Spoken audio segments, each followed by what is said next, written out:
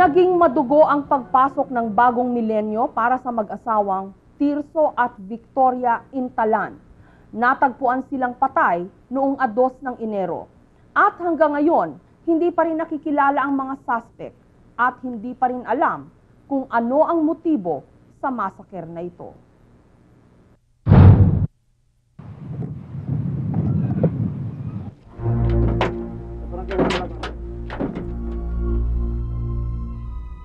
Kuya, isang balita. Bakit? Kuya Tirso patay na. Bakit ako? Anong nangyari? Pinasok sa kubo.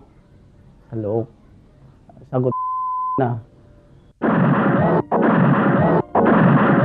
Yung isang kamay niya nakasuksok doon sa brief, bago yung isang kamay nakaganon eh. Itong paa niya ibaluktot, namamaga. Dami siyang tama dito sa hita. Tapos din sa dibdib. Meron pa siyang tamang isa din sa sintido eh.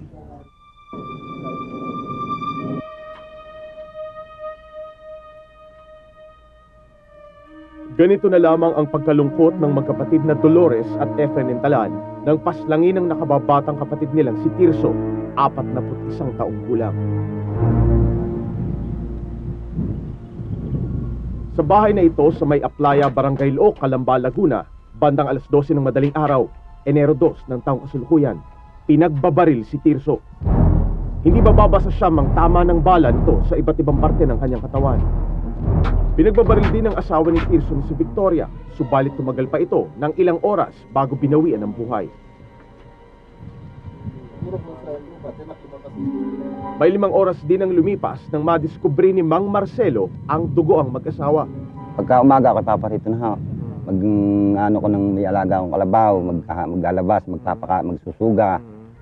Ngayon, pagdating ko, may kasama pa nga akong nakasabi sa tao pag ganun eh. Pag tapat ho, pagdating namin ho, pagdating ko sa kubo, kala ko nga gising na ho yung tao dyan eh. Di bukas ho yung pintong yun. Nabay, nabungarang kong ganyan. Nakataob na si Tirso sa may pinto. Duguan? Duguan. Nakahandusay ang dugo ang bangkay ni Tirso malapit sa pinto. Si Victoria naman, sa biglang tingin, para bang patay na, subalit nalaman na buhay pa ito kung kaya't itinakbo kaagad sa Calamba Medical Center. Bandang 5:00 na ng umaga nang mag-imbestiga ang mga pulis. Nagkaroon po agad kami ng ocular investigation doon sa nasabing lugar at nakita namin na yung mga ginamit na basiyo at barel ay isang 45. 3 deformed slugs, 9 na basyo mula sa baril na 9mm at 7 basyo mula sa baril na 45 ang mga narecover sa pinangyarihan ng krimen. Ilan pa sa mga bala ay mayroon pang natuyong dugo. Ang masaklap dito, sa dami ng balang pumutok, lumalabas na walang nakarinig ng ingay mula sa bahay ni Intalan.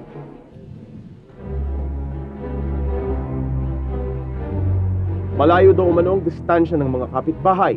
Ang pag-asa na lamang sana na malutas ang krimen ay nang mag-agaw buhay si Victoria sa ospital. Tumagal pa ng ilang oras ang buhay ni Victoria sa ospital kung kaya't ito naman ang sinamantala ng mga pulis. At dahil sa lubhan ng mga sugat ni Victoria, pinasulat na lamang ito sa papel kung sino ang mga salarin. Ito ang papel na pinagsulatan mismo ni Victoria bago ito mamatay. May patak pa ito ng dugo. Inimbitahan ng mga pulis ang 5 sa ospital upang ipakilala kay Victoria.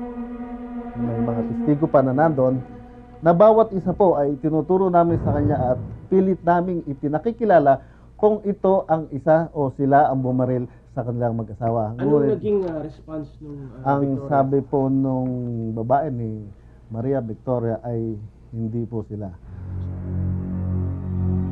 Dahil sa pag-iling ni Victoria nang makita niya ang 5 suspect, agad na pinalaya ang mga ito. At eksakto 1 araw matapos itakbo sa ospital, pinawian ng buhay si Victoria. Sa pamamaril kina Tirso at Victoria, wala ni isang saksi. Maliban sa mga bala, wala ni isang ebidensya na maaaring makapagpakilala kung sino ang mga salarin. Subalit ang kakulangan sa ebidensya ay pinunuan naman ng isang istorya. Isang krimen umano ang naganap ilang araw bago pinagbabaril si Tirso. krimen na maaring may kaugnayan sa pagpatay sa mag-asawa. Bago po mangyari itong nasabing kaso, may nakawan ng hayop na naganap doon sa nasabing lugar. At sang-ayon sa aming mga importante, maring ang mga ito ang posibleng gumawa ng nasabing krimen. Ang hinaing ng pamilya Intalan sa mabagal na investigasyon sa kaso sa pagbabalik po ng Brigada 7.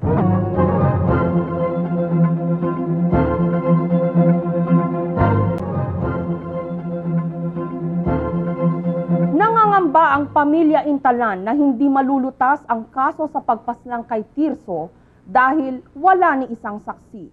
Ang kaisa-isang makapagbibigay linaw sana sa kaso, ang kanyang asawang si Victoria, ay binawian din ng buhay.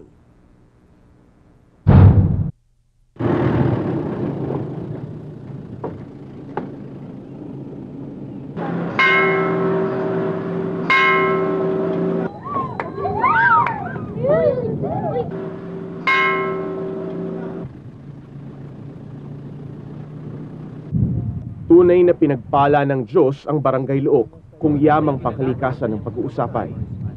Unay isang fishing village ito kung saan karamihan ng mga residente dito ay pangingisda ang kinabubuhay.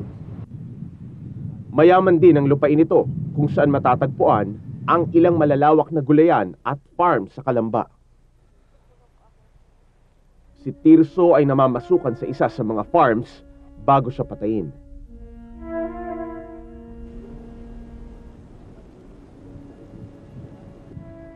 Si Mang Dolfo ay may-ari ng lupang sinasakan ni Tirso. Walang ibang maikwento si Mang Dolfo tungkol kay Tirso, kundi ang kasipagan nito sa trabaho. Ay doon nga ako na kung bakit nga yun binaril Wala nga akong alam na siya May kaaway ba? May kaaway. Ayon kay Mang Dolfo, bagamat hindi siya naniniwala na magnanakaw ng kalabaw si Tirso, may kaugnayan aniya ang nagaganap na nakawan ng mga kalabaw sa Barangay Luok sa pagpatay sa kanya. Talagang wala akong nalalaman. Sa tagal lang naging tao ko yun. Na-involve ba siya sa kahit ano? Sa 10 taon nakilala niya si Tirso, ano? Na-involve ba siya sa kahit anong pagnanakaw o kahit ano? Ay, pag nanakaw wala akong naano na Wala akong na-involve siya sa pagnanakaw, wala. Si Mang Marcelo naman ay isa sa mga katrabaho ni Tirso. Sumagi ba sa isipan mo na may papatay dyan sa mag-asawa? Ay, wala ko akong... Bakit? Wala bang kaaway si Tirso? Wala naman. Halatang halata ang pag-iwas ni Marcelo sa mga tanong ko na may kinalaman sa pagkamatay ni Tirso. Umiwas din sa akin ang karamihan sa mga taga-Barangay Luok dahil nalaman na nila ang pakay ko. Ang alamin ang katotohanan sa likod ng pagkamatay ni Tirso. Sa araw-araw na ginawa ng Diyos, walang ginawa si Tirso kundi ang magtrabaho sa kabukirang ito. Kung hindi siya nag-aararo, nandun siya sa tubigan nangunguha ng isda. Kung kaya't ayon na rin sa kanyang mga kasamahan, mahirap na isingit sa kanyang oras ang pagnanakaw ng kalabaw. Subalit malaki ang kinalaman ng pagkamatay ni Victoria at Tirso sa isa-isang pagkawala ng kalabaw dito sa lugar na ito.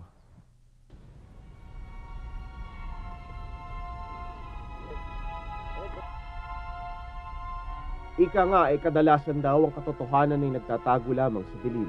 Kaya naman minarapat ko na kausapin si Benji, isang taga-Luok, upang alamin ang mga sikreto na nakapaloob sa misteryosong barangay na ito.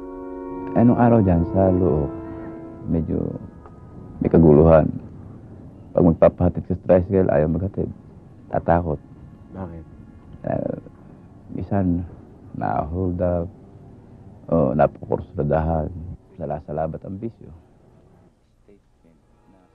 Yung shabu, yung sugalan.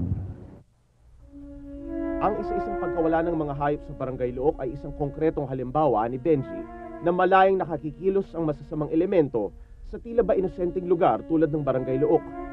Naniniwala rin si Benji na may kinalaman ng pagkamatay ni Tirso sa nakawan ng hayop sa Barangay Luok. Siguro yung nagnakaw, tatakot na magsumbong yung biktima. Kaya binuweltahan. Ang pagnanakaw ng kalabaw ay bahagi lamang umano ng lumalalang sitwasyon sa Barangay Luok. Dahil nagkalat umano ang loose firearms sa lugar na ito, maraming kaso ng pamamaril na hindi man lamang naiulat o nalulutas ang kaso. Siyempre, kinakailangan ng babantay dyan, may loob. Malakas ang loob. Hindi ba rin kaya mo Siguro, lalo't ganyang pangkabuhayan ng kanilang pinangangalagaan, hindi maaaring hindi bibigyan ng ano yan. Maraming halos para sa nakakita mo, may birthday lang, putok dito, putok doon. Ilan sa mga unsolved cases ay kinabibilangan ng pamamaslang sa magkapatid na Isagani at Rolando Guerrero noong 1993, Eddie Sarmiento noong 1998, at ang kay Apolinario Casipit noong August 18, 1995. Sa ulo lahat ang tama ng bala ni Mang Apling, ang tatay ni Roy. Kahit makapagtanong po doon sa aming kabari po namin, talaga pong walang masabing nagagawang kasalanan. Wala ho yung kahit pagnanakaw, wala ho eh. Nakakatulong pa nga ho yun sa mga dayo-dayo doon sa amin sa loob. Hindi na umaasa pa si Roy na magkakaroon ng kalutasan ng pagkamatay ng kanyang ama dahil aniya, sigurado siyang tagaluok din ang bumaril dito. Po, marami na ho dyan napapatay. Baril. Puro baril po, puro 45. May mga tarantado. Meron po rin. Hirap po tutukoy ganang ano po eh. Sa amin po, delikado po doon sa... Para sa amin nakakatakot na rin po sa amin. Sa loob. Bakit kayo natatakot sa loob? Bakit? Abay, ganyan nga pong pangyayari patayan.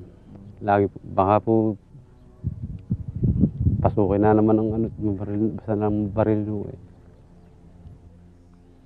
Bagamat hindi ko masyadong maintindihan ng mga pahiwatig ni Roy, halos sigurado naman siya na iisang grupo lamang ang tumira sa kanyang ama at kay Tirso.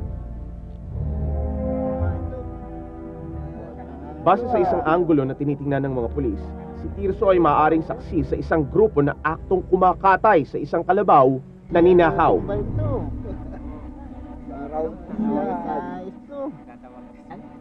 Isa sa maaaring makapagpatunay nito ay nakatanggap pa umano ng karne ng kalabaw sina Tirso nung umaga bago sila pinaslang. Kinagabihan, pinagbabaril na ang mga ito. Doon sa lugar na yun kasi maraming nagkakawalaan ng mga hayop ng kalabaw at ng baka. Katunayan, may isang nawalang baka doon at ang biktimang lalaki ang isang nakatulong sa paghahanap at nakita nila na some part of the carabao hides ay nakalutang sa dagat.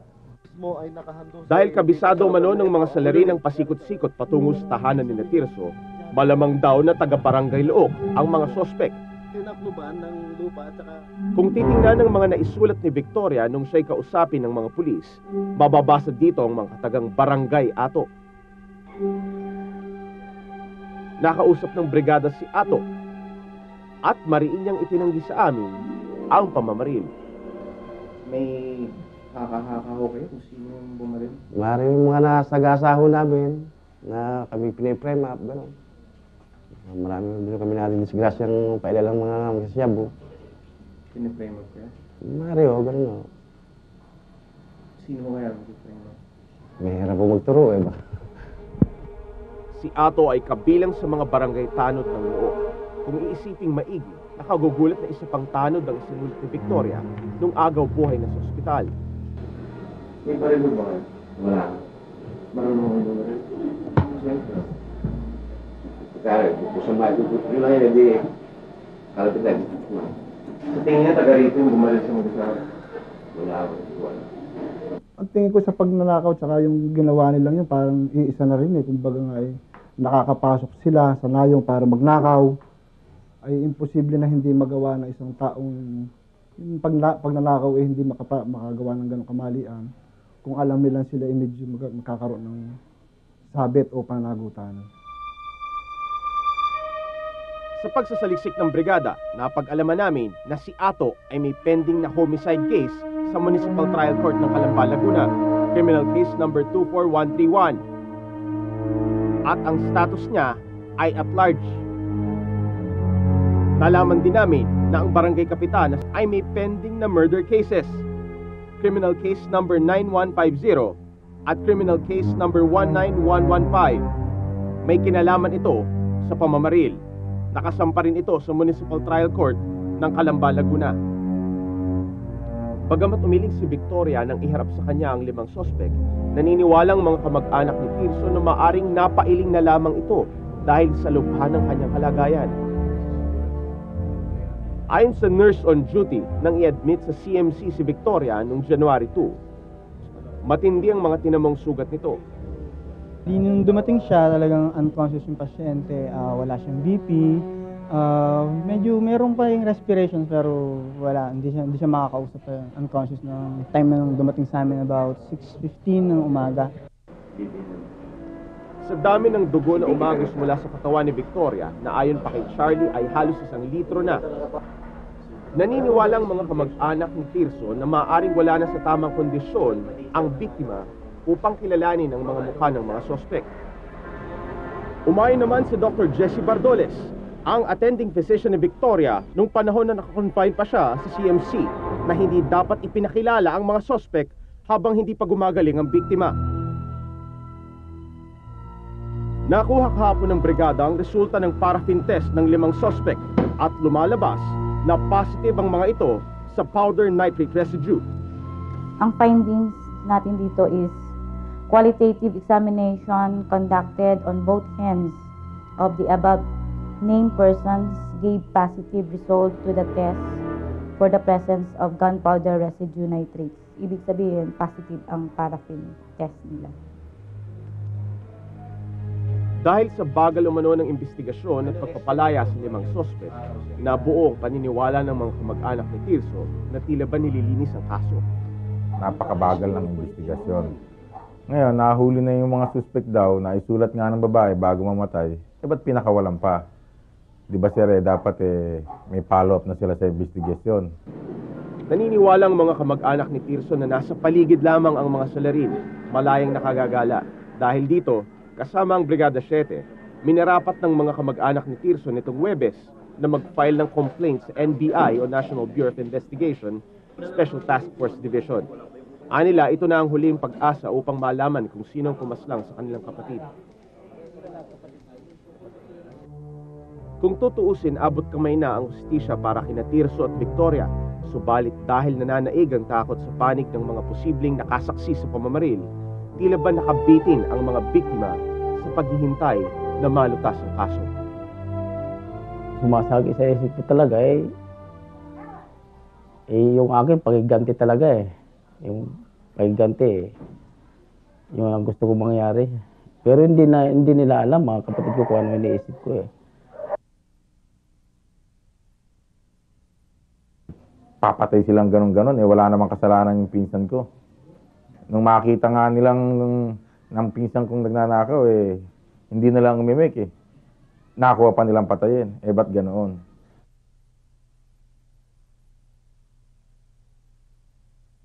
Palagay ko, maraming nagko-cover up dyan. Simula sa investigasyon, pati yung mga tao nga sa paligid, pati yung mga sa barangay level, sa mga barangay tanod at yung barangay captain, maaari na rin. Dahil nga, nung tumawag yung mga, yung barangay tanod nga raw, nung tawagin, may nagpapapatok nga raw. Ba't hindi naman sila kaagad nag-responde? Trabaho nila yon. Para sa Brigada 7, Jay Taruk reporting. Sasakay tayo at lilipad sa isang ultralight plane sa pagbabalik po ng Brigada 7.